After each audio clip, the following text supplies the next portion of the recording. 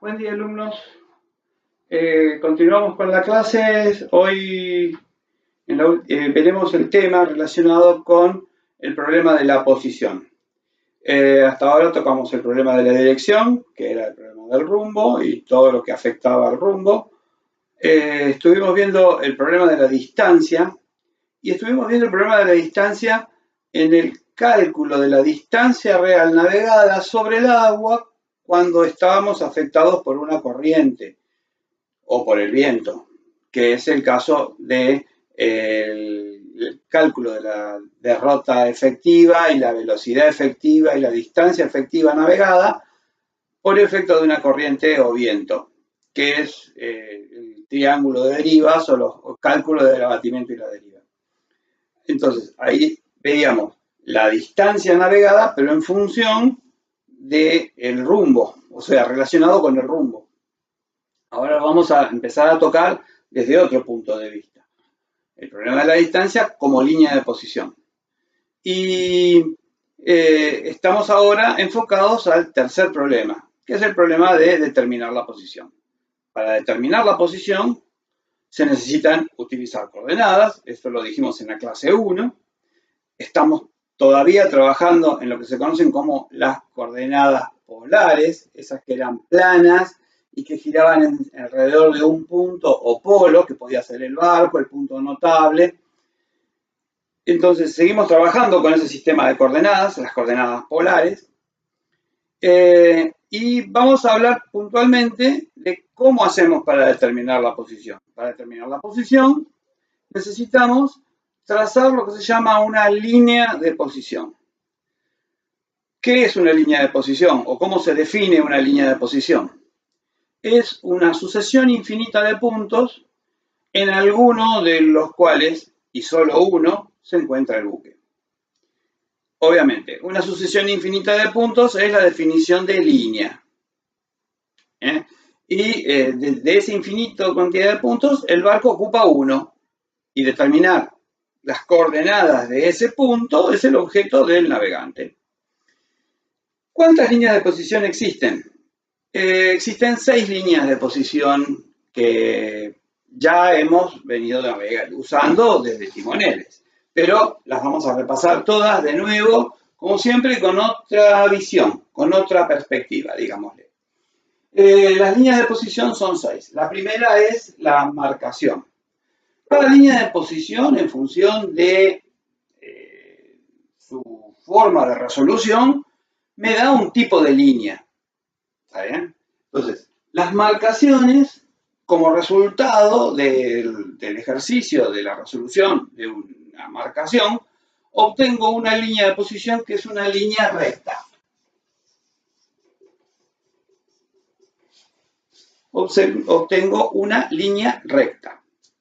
Luego, para determinar la posición, necesitaré sacar las coordenadas de ese punto, que ya no lo vamos a hacer en coordenadas polares, sino que eso lo vamos a hacer en coordenadas cartesianas y ortogonales.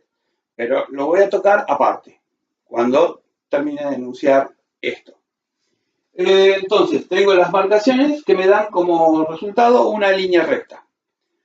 Luego tengo la otra segunda línea de posición, que son las distancias. La distancia a un objeto. La distancia a un objeto como línea de posición es el lugar geométrico de los infinitos puntos que tienen por centro al punto notable y por radio la distancia que me separa a ese punto notable. Por lo tanto, la línea de posición conocida como distancia se resuelven como un círculo. O sea, que las distancias se resuelven como un círculo. Voy a repetir la definición de distancia como línea de posición. Es el lugar geométrico de los infinitos puntos que tienen por centro al punto notable o faro y por radio la distancia que me separa de ese faro. Esos infinitos puntos generan una circunferencia y me dan, como distancia, me dan una circunferencia, un círculo. Luego tenemos las enfilaciones. Las enfilaciones, por definición, es un punto notable que es un conjunto o par de puntos notables que tienen una alineación establecida y fija, inamovible. Cuando se colocan en fila a esos dos puntos notables, estamos sobre esa línea de posición, que se conoce como una enfilación. Es una línea recta que surge de poner en fila, ahí estarían fuera de la fila, y ahí estarían enfiladas, ¿sí? Una atrás y una adelante. Cuando están en esta posición, se dice que la enfilación está tomada. Entonces, la enfilación es una línea recta. ¿Cuándo se utilizan las líneas de posición de las enfilaciones? Cuando hay que entrar o recalar en un lugar extremadamente difícil o dificultoso. Por ejemplo, cuando uno tiene que entrar a Puerto Deseado, tiene que hacer 3 enfilaciones. Si uno quiere entrar al puerto de San Julián, que es un puerto donde hay cascajos, piedras tipo canto rodado, pero grandotas, entonces, cuando uno tiene que entrar, por ejemplo, en San Julián, que es un canal lleno de cascajos, hay que hacer 7 enfilaciones. Y así, cada puerto tiene su particularidad. Si hay alguno más antiguo de nuestra generación, cuando teníamos la suerte de poder ir a la Barra de San Juan, creo que ahora se va a poder volver a ir a la Barra de San Juan. Para entrar a la Barra de San Juan había que llegar hasta la boya de recalada de la Barra de San Juan y luego tomar una enfilación, es decir, navegar en la enfilación con otra que se formaba adentro. Y así se entraba a la Barra de San Juan. Había que entrar por una enfilación. Pero bueno, las enfilaciones se usan cuando la entrada a ese puerto es muy estrecha o peligrosa. Luego tenemos las isobatas. Las isobatas son líneas caprichosas.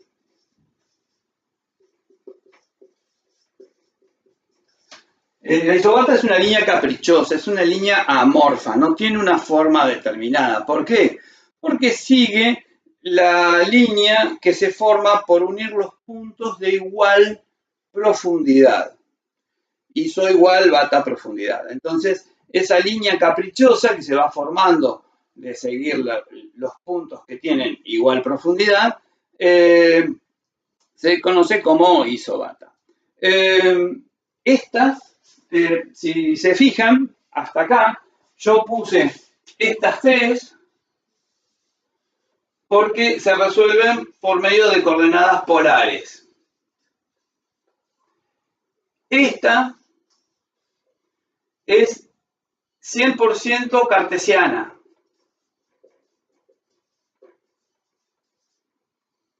Y estas son esféricas. Pero lo voy a terminar de desarrollar antes de... Voy a guardarlo esto, lo voy a poner después. ¿Sí? Bien, el punto astronómico. El punto astronómico es el objeto de este curso, porque es de todas estas líneas de posición la que no se aprendió en ningún curso. Es la única arma, más allá del GPS, es la única herramienta con la que cuenta el navegador de altura cuando está más allá de la vista de la costa. Todas estas se utilizan a la vista de la costa.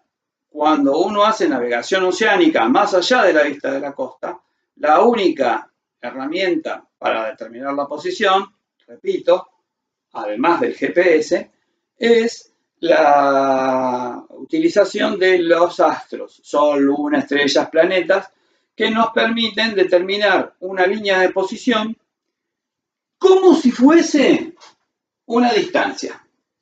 Se va a calcular en función de la altura de ese astro, cuánto vale el radio que me separa del punto astral, que sería la proyección del astro en la superficie de la Tierra, y la posición de mi barco. Y con eso generar una circunferencia de posición.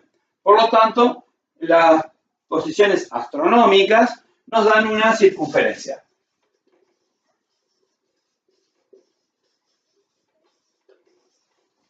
Y por último, tenemos los sistemas de navegación hiperbólicos. Son electrónicos, 100%, y acá encontramos al GPS. Cuando el GPS determina la posición de nuestro móvil, nuestro teléfono, nuestro auto, nosotros mismos, si tuvieras una tobillera electrónica tendrían que determinar nuestra posición así. Entonces, el GPS lo que hace en todo momento es determinar una línea de posición que se conoce como línea hiperbólica. Traza una hipérbola. Lo que sucede es que el GPS tiene la capacidad de hacer cuentas extremadamente rápido y consigue cortar 4 hipérbolas, ¿sí? Necesita 4 satélites o 4 hipérbolas. Necesita trazar 4 hipérbolas para determinar la posición. La ventaja que tiene el GPS sobre nosotros es que el GPS traza esas 4 hipérbolas cada 8 segundos. Y a nosotros nos va a llevar, por este método, unos 20-25 minutos de cuentas. Pero bueno, el romanticismo tiene su precio y nosotros vamos a aprender a posicionar nuestro barco con los astros del cielo. Acá están presentadas nuestras 6 líneas de posición. Y a partir de ahora vamos a empezar a trabajar con la primera de ellas, que es la marcación. Les decía que estas dos son esféricas. Estas dos son las esféricas. Me faltaba completar el cuadro. Lo había puesto antes, pero estaba fuera de momento. Bien, pasemos ahora entonces a enfocarnos en la primera, que es las marcaciones. Voy a borrar esto.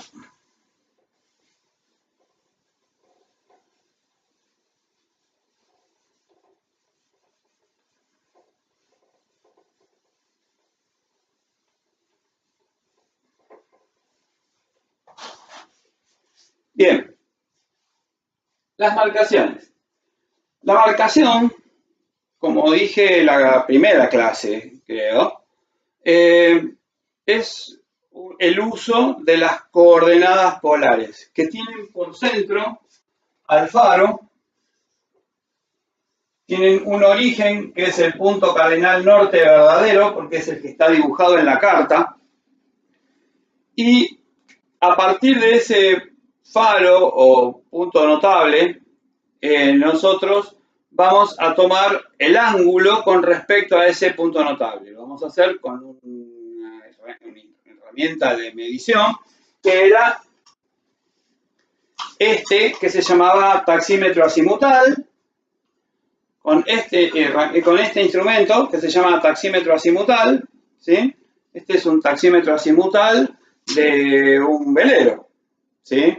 Es de quitipón porque tiene esta bayoneta que va fija en la cubierta, en la carroza, donde se corre la tapa de la carroza, y se encastra para que mantenga la horizontalidad por el peso.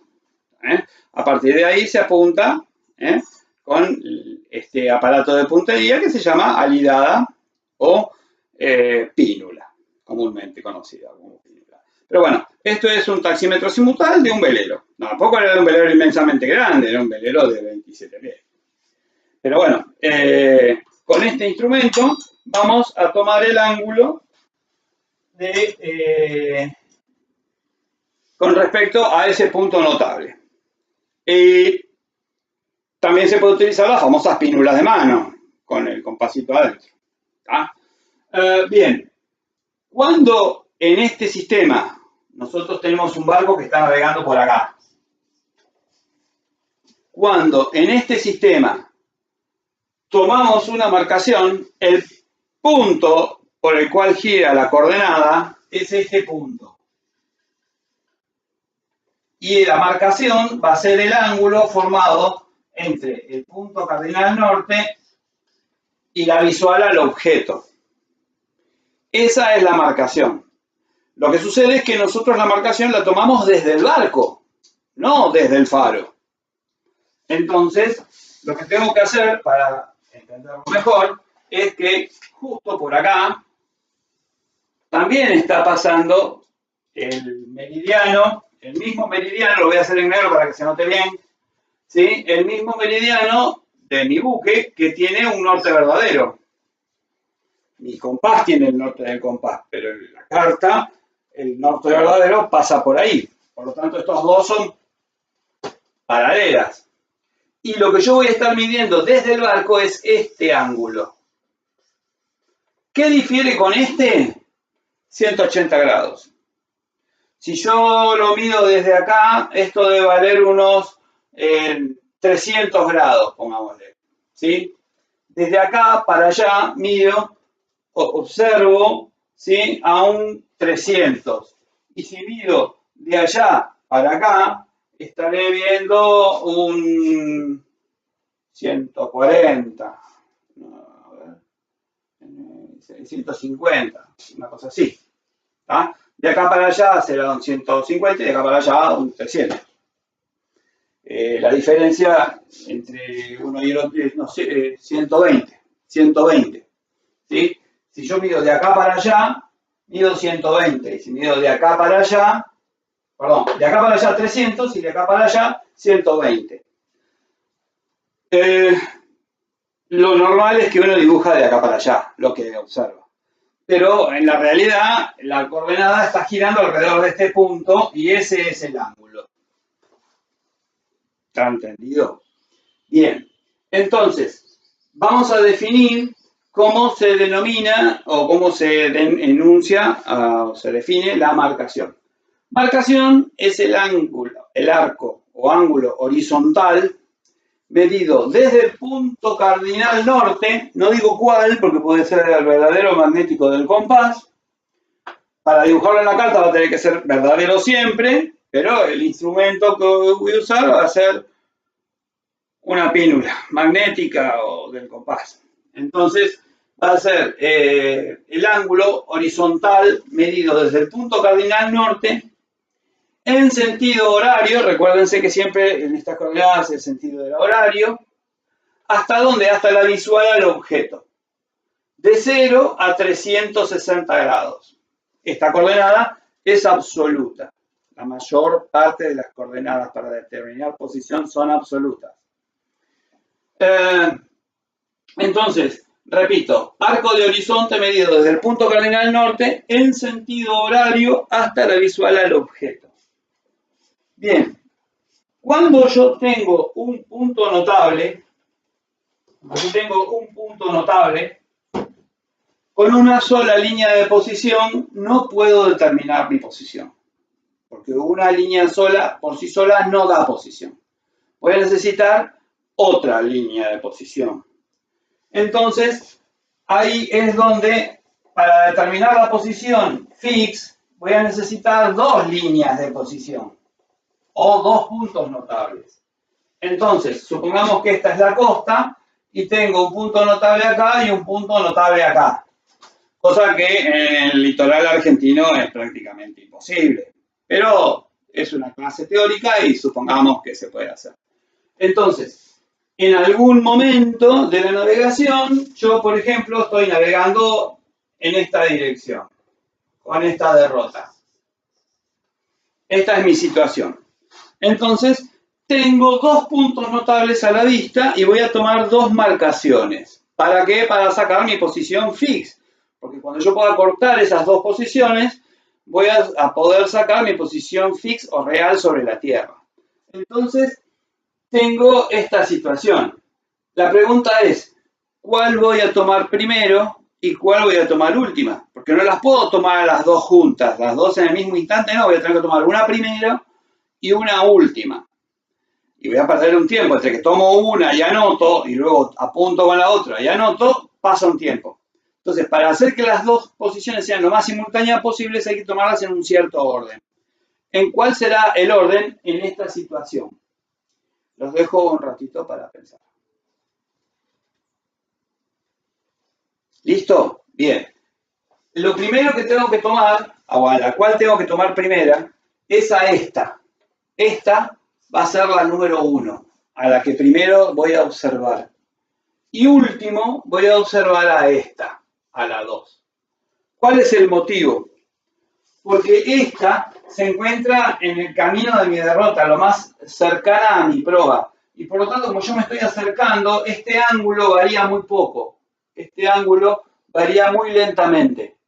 Mientras que esta, como la tengo casi por el través, es la que va a cambiar más rápidamente. Entonces, esta se tiene que tomar último para que las observaciones sean instantáneas con el último momento, que es la que más varía.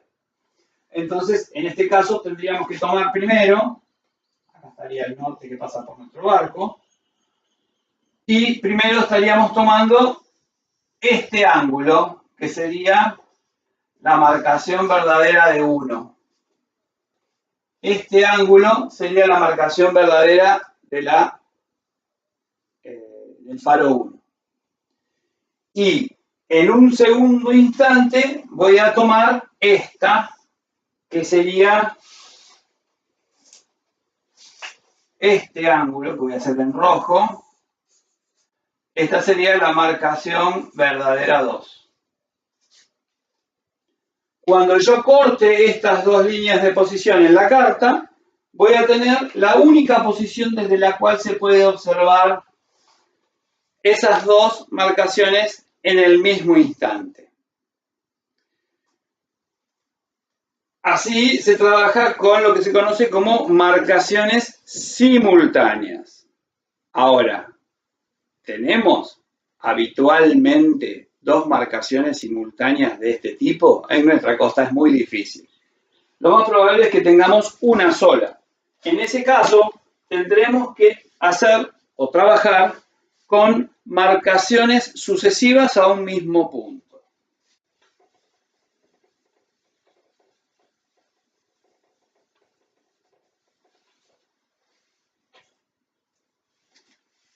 Supongamos que aquí tenemos la costa y nuestro barco está navegando en esta dirección. La rota tiene dos flechas. Y tenemos un punto notable que está por aquí. Lo que tenemos que hacer en un primer momento es trazar la primer marcación. Yo me encuentro acá en un phi estimado, omega estimado, supongamos, a las 15 horas. 15 horas, 00 minutos. Pasa un rato, dejamos el mate, dejamos los bizcochitos y tomamos la primera marcación. Tomo la primera marcación, la dibujo y me dice que estoy sobre esta línea. Bárbaro. ¿A qué hora tomé la marcación? 15:22. Bárbaro, 15:22. Esta marcación fue a las 15 horas 22 minutos. ¿Dónde debería estar yo a las 15 horas 22 minutos? Muy bien, agarramos una estima, hacemos una estima, ¿sí? Espacio igual a velocidad por tiempo, calculamos la distancia navegada en esos 22 minutos y nos dice que deberíamos estar acá. Y que esta es la distancia que deberíamos haber navegado en esos 22 minutos. ¿Puedo yo estar aquí? No. ¿Por qué? Porque la observación dice que estoy parado sobre algún punto de esa línea. No puedo estar más adelantado que la línea de posición donde yo estoy haciendo la observación a las 15:22. Yo a las 15:22 estoy parado en algún punto de esta línea. Perfecto, entonces, ahí viene la pregunta.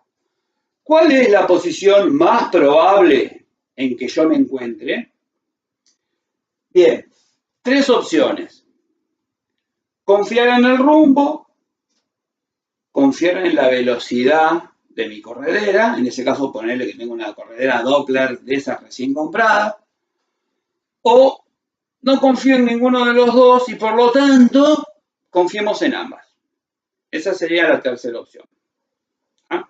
Entonces, si yo confío en mi rumbo, debería estar acá. Donde mi derrota, donde mi rumbo corta la línea de posición. Debería estar ahí. Ahora, si yo confío en la corredera, porque mi corredera es muy buena, es doble con respecto al fondo, así que no miente, entonces yo esta distancia la tengo que haber recorrido. ¿Qué sucede? Y bueno, puedo estar afectado por una corriente que me está sacando para alguno de los dos lados. Entonces, puedo estar en este punto o en este punto. Lo importante es que esta distancia y esta distancia son la misma. Las tres, ¿sí? Eso, esto y esto, están las tres a la misma distancia, porque es un arco de velocidad constante o de distancia constante. Entonces, puede estar aquí o aquí. Tendré que ver cómo es la corriente, si me saca para allá o me saca para allá, si está creciendo, bajando, hay que ver la carta. Entonces, determinaré cuál es mi posición más probable en función de la velocidad, confiando en la velocidad. Y si no confío en nada, tengo que sacar la perpendicular a mi derrota que pasa por el punto de estima. Como en este caso son a 90 grados, coincide con el tercer caso, coincide con el del rumbo, porque está justo a 90 grados uno de la otra. Entonces, hice un caso en el que el tercero no se puede dibujar. Pero el tercero sería sacar del punto de estima una perpendicular que corte a la línea de posición. Y bueno, en este caso sería ese punto, pero cuando el rumbo es distinto, si no es perpendicular como en este caso, entonces ahí se nota más y cae fácil la tercera opción. Bien, supongamos que confío en el rumbo y me posiciono ahí. A partir de acá, esa es mi derrota. Dejo pasar un tiempo. ¿Cuánto tiempo? El necesario para que acá, este ángulo tenga más de 30 grados. 30 grados es lo que necesitan dos líneas para cortarse sin indeterminación, para cortarse y que el punto de corte se note. Ese es el ángulo mínimo que debería tenerse en caso de sacar otra marcación. Siempre hay que pretender que haya una variación de tiempo, de ángulo, mayor de 30 grados. Siempre y cuando no me esté por comer las piedras. Si me estoy por comer las piedras, no importa, indeterminación, yo necesito la posición. ¿Está bien? Eso se llama criterio. Es decir, el criterio es si yo estoy tranquilo de que mi navegación es segura, entonces me tomo el tiempo de esperar los 30 grados. Ahora, si me estoy por comer las pipas de Montevideo, no. Ahí la barra de comer, ahí las pipas que están antes de llegar a Barra San Juan. No, Barra San Juan no,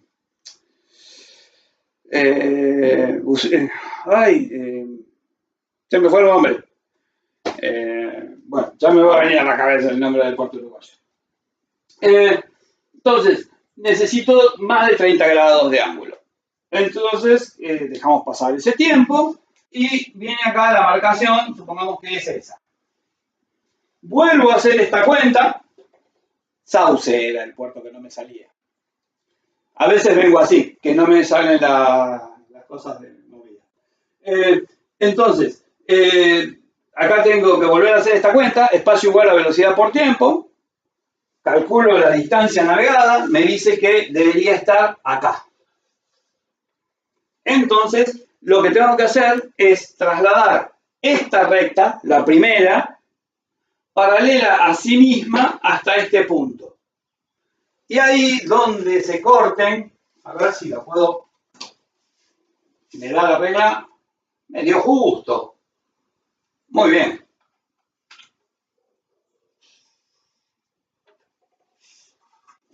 Estas reglas de navegación, que son escuadras de 45 grados, tienen acá una serie de rayas, todas paralelas a estas que me permiten trazar paralelas rápido, pues yo busco ahí y trazo. En este caso me coincidió acá justo con una rayita y me permitió trasladar rápido una recta paralela.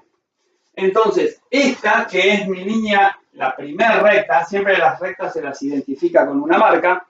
Entonces, esta que fue mi primer recta trasladada, y como si me lo hubiese llevado navegando a cuesta, me corta con esta en donde yo me encuentro. Entonces, ahora sí puedo decir que me encuentro acá.